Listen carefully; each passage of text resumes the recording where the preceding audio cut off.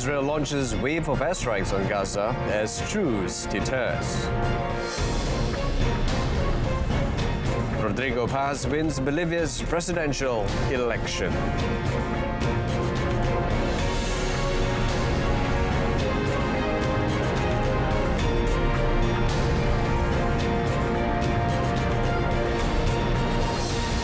Good afternoon and Salam Malaysia Madani. You're watching World Today. A series of Israeli airstrikes across Gaza killed at least 45 people on Sunday, updating an earlier toll of 33. The Israeli military admitted it struck dozens of targets across the Gaza Strip as both Israel and Hamas accused each other of violating the ceasefire brokered by US President Donald Trump. Four hospitals in Gaza confirmed the death toll, saying they had received the dead and wounded. Al-Orda Hospital in Nuseirat reported 24 dead and 73 wounded from multiple strikes in central Gaza. Al-Aqsa Hospital said it received 12 dead from nearby bombings, while Nasser Hospital in Khan Yunis reported 5 dead. Al-Shifa Hospital in Gaza City meanwhile confirmed 4 fatalities. The strikes began on Sunday in response to what the Israeli military claimed in a statement a violation of the ceasefire. A security official also said Israel was suspending the entry of aid into Gaza due to ceasefire violation. Hamas denied the accusations, with one official accusing Israel of fabricating pretexts to resume the war. A statement from a member of Hamas's political bureau reaffirmed the group's commitment to the ceasefire. It said Israel continues to breach the agreement and fabricate flimsy pretexts to justify its crimes.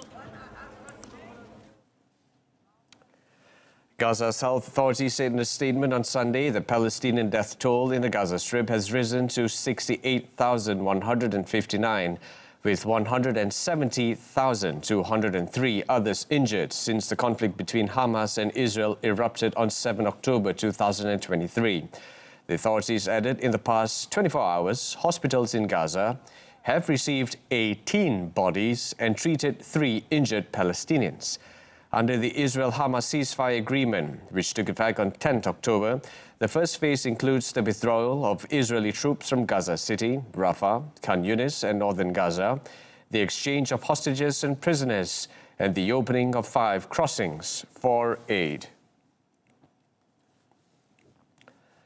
Wafa News Agency reported on Sunday the head of the network of civil society organizations in Gaza, Amjad al-Shawa, warned Sunday of a growing risk of famine in the Strip amid the continued closure of the Rafah crossing by Israeli authorities. He stressed that hundreds of thousands of residents, particularly pregnant women and children, are suffering from severe malnutrition. Al-Shawa noted that Gaza urgently needs around 300,000 tents to shelter displaced families, while the number of aid trucks entering daily does not exceed 300, far below the estimated 1,000 trucks required to meet the minimum humanitarian and basic living needs of the population. Meanwhile, global medical charity Doctors Without Borders said many relief agencies had not fully returned to the north, where hospitals are barely functioning, leaving many still unable to access regular care. For several days, the United Nations has warned that there has been little progress in aid deliveries into Gaza, and that assistance must enter at scale through all border crossings to meet urgent humanitarian needs.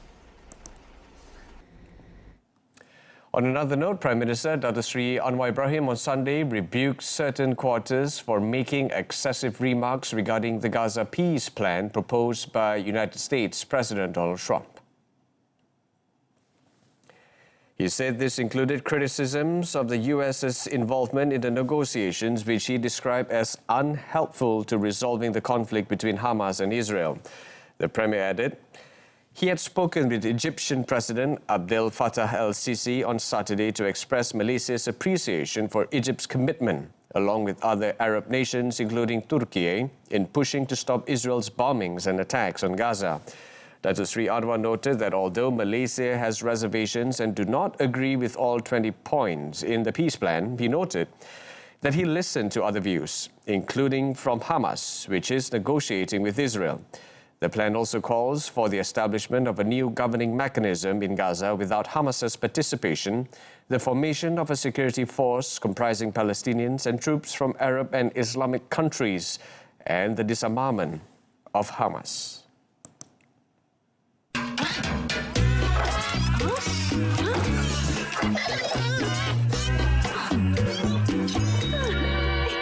Guna mentol jimat tenaga untuk lebih jimat.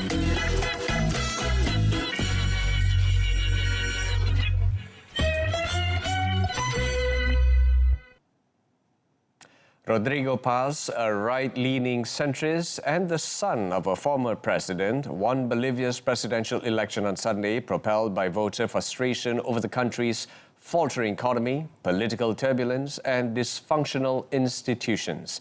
Paz, 58, defeated Jorge Tuto Quiroga, 65, a conservative former president, in a runoff that ended 2 decades of leftist rule. Paz had emerged as a surprise frontrunner in the first round of voting in August, climbing from the bottom of an 8-candidate field to capture 32% of the vote. On Sunday, he received 54% of the vote compared with Quiroga's 45%, with more than 97% of votes counted according to preliminary results. Y hoy día, desde la victoria, extendemos la mano para gobernar con todos los hombres y mujeres que quieran a la patria. Este no es un problema ideológico porque sabemos los bolivianos que la ideología no da de comer. Lo que da de comer es el derecho al trabajo, lo que da de comer es instituciones fuertes, lo que da de comer es seguridad jurídica, el respeto a la propiedad privada, lo que da de comer es tener certidumbre en tu futuro.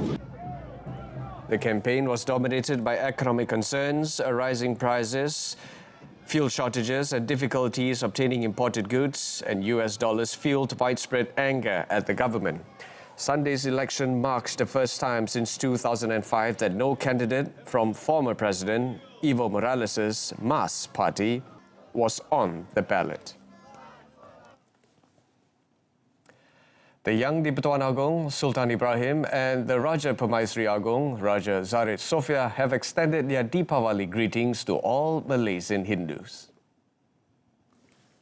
The festive greetings were shared through a post on Sultan Ibrahim Sultan Iskandar's Facebook page earlier today. Their Majesties conveyed, "May this Deepavali celebration bring light, happiness, peace and prosperity to all who celebrate it." The Deepavali celebration, or the Festival of Lights, will be observed by Hindus nationwide today as a symbol of the triumph of light over darkness and good over evil. Meanwhile, Prime Minister Dr. Sri Anwar Ibrahim today extended Deepavali greetings to all Hindus in Malaysia. He expressed hope that this year's festival would stand as a symbol of Malaysians coming together in the spirit of progress, enlightenment and justice, while casting aside darkness and oppression. He said in his video message, in conjunction with Deepavali, "May Deepavali bring light and happiness to Malaysian families." A record 2.6 million earthen lamps were lit on Sunday in the Indian temple town of Ayodhya, which Hindus believe is the birthplace of Lord Rama, ahead of Deepavali. The event marked the celebration a day before Deepavali, also known as the Festival of Lights, kicks in. The Saryu riverbank was illuminated with lamps lit by tens of thousands of devotees, setting the Guinness World Record for the largest display of oil lamps. State Chief Yogi Adityanath attended the celebrations. According to officials, over 30,000 volunteers from universities, colleges and various other departments took part in the diya lighting and rotational activities. These diyas were arranged in a precise pattern to ensure accurate counting and verification by representatives from Guinness World Records. Deepavali is celebrated with great fervour over all India as it marks the return of the Hindu Lord Rama to Ayodhya after he defeated Ravana, the powerful king of Lanka. Lighting earthen lamps signifies welcoming Lord Ram to Ayodhya after his 14-year exile and symbolizes the victory of good over evil.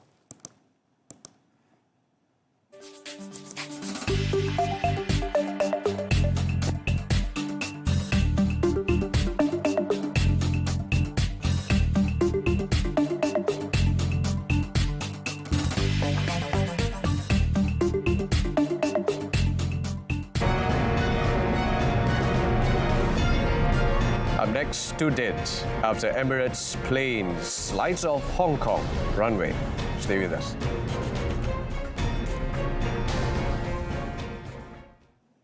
US President Donald Trump called Colombian President Gustavo Petro an illegal drug leader and said payments to the South American nation would cease.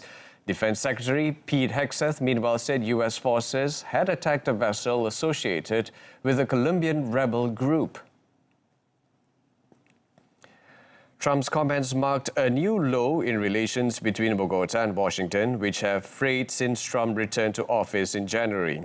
The U.S. president said Petro is an illegal drug leader, strongly encouraging the massive production of drugs all over Colombia. He added the purpose of the drug production is the sale of massive amounts of product into the U.S., causing death, destruction, and havoc. Trump noted that the U.S. would stop large-scale payments and subsidies to Colombia. Republican Senator Lindsey Graham said Trump will also soon announce major tariffs on the country. Colombia currently pays 10% tariffs on most imports to the U.S., the baseline level Trump has imposed on many countries.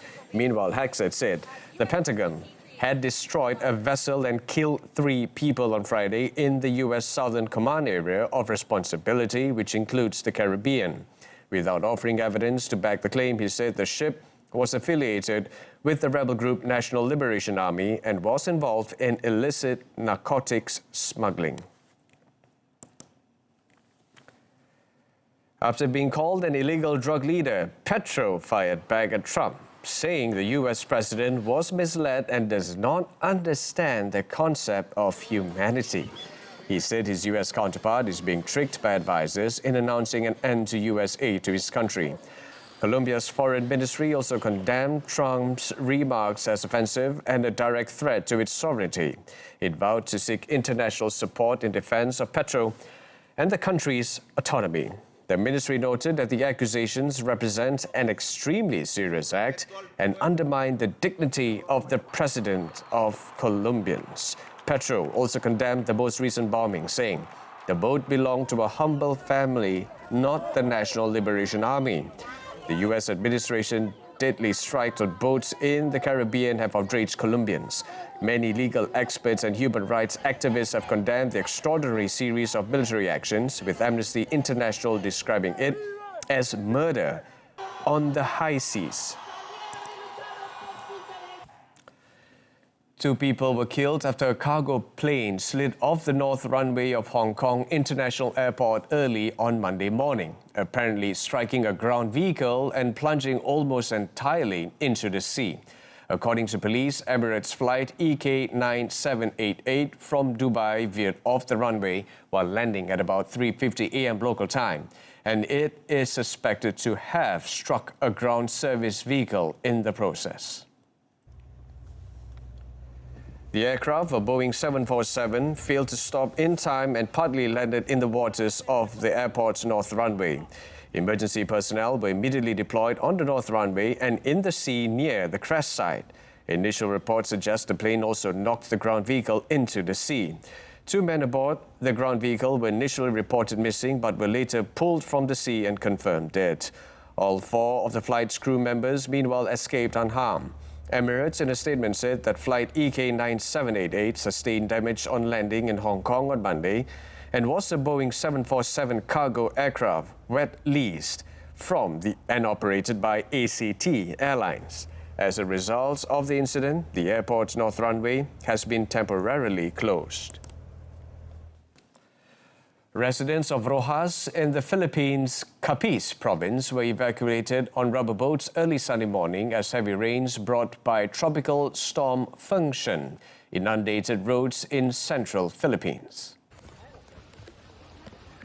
According to the Philippine Weather Bureau, Function, locally named Ramil, made landfall early Saturday over the province of Sorsogon, packing maximum sustained winds of 65 kilometers per hour and gusts up to 90 kilometers per hour.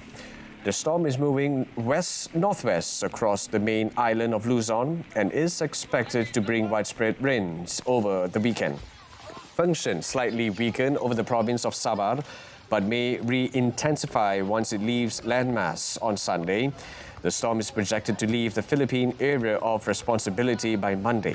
Local governments urge the residents in flood-prone and coastal communities to prepare for evacuations, while fishermen and small vessels are advised to stay ashore due to rough seas. A North Korean soldier was taken into custody by the South after he voluntarily crossed the heavily fortified land border separating the two Koreas. A defense ministry official said the soldier was seeking to defect to the South. South Korea's Joint Chiefs of Staff said its military secured the custody of one North Korean soldier who crossed the military demarcation line. It added the military tracked and monitored the individual and conducted a standard guidance operation to take him into custody. The South military said relevant authorities would investigate the details of the crossing. North Koreans are typically handed over to Seoul's intelligence agency for screening when they arrive in the South. Tens of thousands of North Koreans have fled to South Korea since the peninsula was divided by war in the 1950s. Most of them went overland to neighboring China first, then entering a third country such as Thailand before finally making it to the south. Defections across the land border that divides the peninsula are relatively rare, as the area is densely forested, ridden and landmines and monitored by soldiers on both sides. Thieves raided Paris's Louvre Museum in broad daylight, taking just about 7 minutes to grab some of France's priceless crown jewels, but dropping a treasure as they fled. The spectacular heist, one of several to target French museums in recent months, forced the closure of the Louvre, the world's most visited museum. The Culture Ministry said 9 objects were targeted by the criminals and 8 were actually stolen from the Apollo Gallery that houses the French crown jewels. They included the emerald and diamond necklace that Napoleon gave his wife, Empress Marie-Louise. Paris's prosecutors said police are looking for a team of 4 thieves. L'utilisation de ce camion nacelle était quelque chose qui a fait partie de leur organisation. Et donc, à l'heure actuelle, des éléments dont nous disposons, dont les enquêteurs disposent, nous avons sur les lieux 4 malfaiteurs qui agissent, 2 qui arrivent l'un au volant de cette nacelle, l'autre en qualité de passager, et 2 autres malfaiteurs qui précèdent et suivent la nacelle au moment où elle s'installe sous le balcon qui va permettre l'accès direct à la galerie. The prosecutor said the thieves had threatened museum guards with the angle grinders they used to break into the jewelry cases. The robbers used a powered, extendable ladder of the sort used to hoist furniture into buildings to get into the gilded gallery.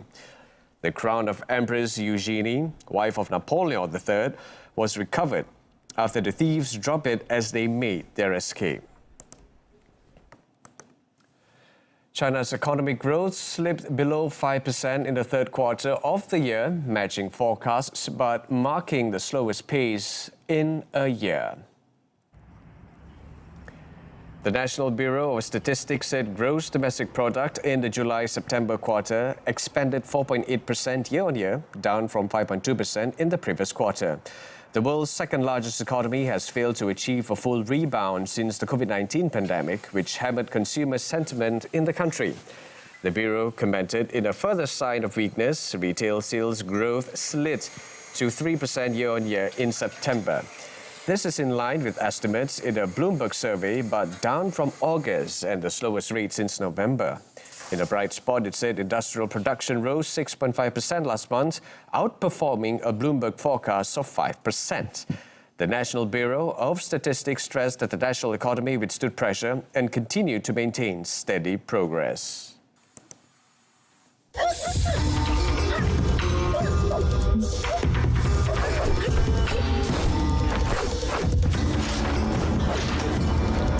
Menggosok baju sekaligus boleh menjimatkan elektrik.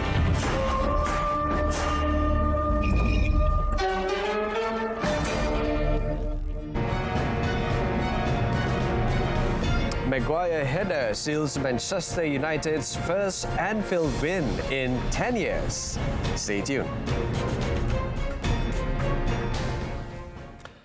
Manchester United's Harry Maguire struck a late header to seal a thrilling 2-1 Premier League victory over Liverpool, ending their 9-year drought without a win at Anfield and dealing a blow to the reigning champions' title chase.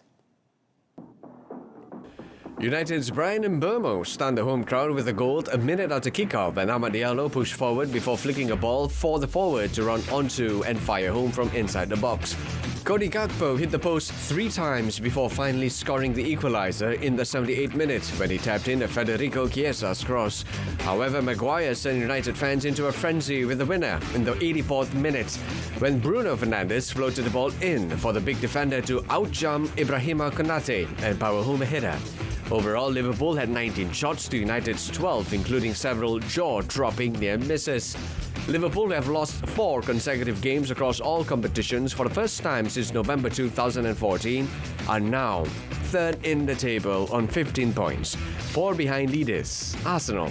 United, who won back-to-back league games for the first time since manager Ruben Amorim was appointed last November, climbed to 9th with 13 points. In the Saudi Pro League, Julian Quiñones' hat-trick handed Al Qadisiyah a 3-1 win away to Neom. The Mexican international opened the scoring just 11 minutes in before adding another in first half stoppage time. Former Arsenal and Lyon forward Alexandre Lacazette pulled one back for the hosts in the 66 minutes. But a third from Quiñones, with 2 minutes left in regulation time, put the result beyond doubt. The Colombian-born 28-year-old is now third in the Golden Boot race with 6 goals from his first 5 matches, behind only Joshua King and Joao Felix. The meanwhile sees Al Qadisiyah move back into second, 2 points behind league leaders Al Nassr, with Neom 9th on 9 points.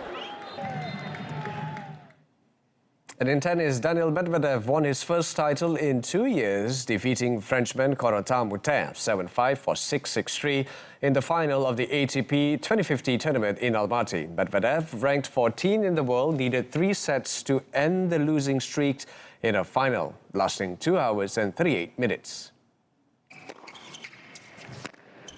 He was the breakdown in the first set, but won 4 of the final 5 games to take the lead, including a pulsating set point that ended with Moutin smashing his racket on the floor in disappointment. The Frenchman bounced back in the second set to force a decider, which ended with the pair exchanging volleys at the net on championship point. Since winning in Rome in May 2023, Medvedev has lost 6 finals, including the US Open the same year and the Australian Open the following January. This year, he lost in the second round in Melbourne before going out in the first round at Roland-Garros, Wimbledon and Flushing Meadows. However, the 21st victory of his career in Almaty boosts his hopes of reaching the year-ending ATP finals, moving him up 3 spots to 12, just 875 points behind Lorenzo Musetti, who is in the 8th and final place. The Russian will compete in the ATP 500 in Vienna next week in an attempt to continue his climb up the rankings.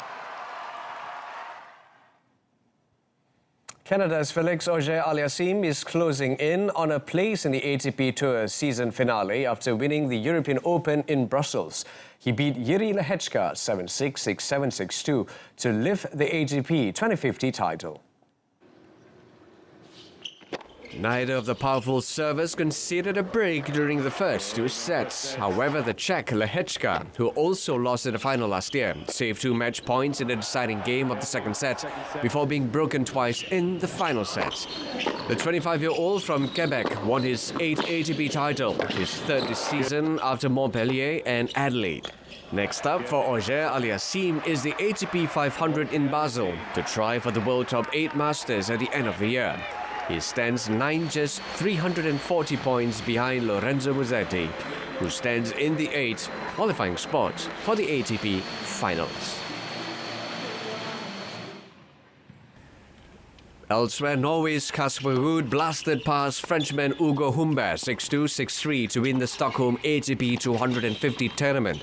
The second seed raced through the first set in just 30 minutes, dropping just 2 points on his serve. The second set was a similar affair as Ruud broke fourth seed Humbert early on and easily served out the match, dropping only 1 point on his serve in the second set. Humbert, who was looking for his 7th tour title, produced some flashes of brilliance in the second set, but was no match in the end for Ruud.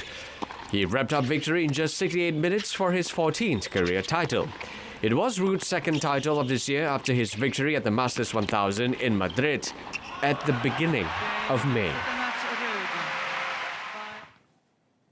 In motorsports, Red Bull's Max Verstappen dominated the US Grand Prix from pole position, leading Everly laps to take another significant chunk out of Oscar Piastri's Formula One Championship lead on a perfect weekend in Texas.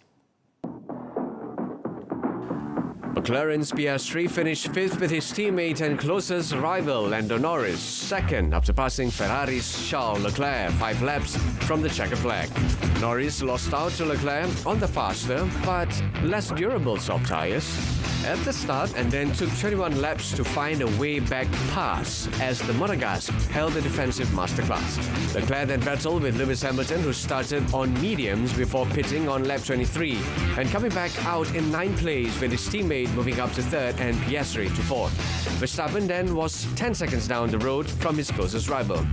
Once the rest of the front runners had made their pit stops, Leclerc was again 2nd on the road, but more than 6 seconds behind Verstappen, with Norris 3rd and having to overtake all over again, with the track limits warning hanging over him. Norris pulled away and finished 7.9 seconds behind Verstappen and 7.4 ahead of the Ferrari. Piastri now leads Britain's Norris by 14 points with 5 rounds and 2 sprints remaining, while Verstappen has slashed his gap to the Australian to 40 after being 104 behind at the end of August.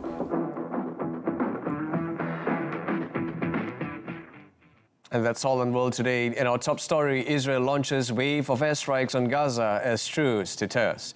Tune in to Malaysia Tonight, coming up at 8:30 p.m. on TV1 and Saluran Berita RTM. Alternatively, you can stream us live on RTM Click's website and mobile applications. Now, before we leave, from all of us at the English News Desk, we'd like to wish you and your loved ones a happy Deepavali. And with that, let's take a look at the celebrations celebrated from different parts of the world. Till then, I'm Brenda Paul, Malaysia Madani, Rakyat Disantuni. Thank you for watching. Take care and stay safe.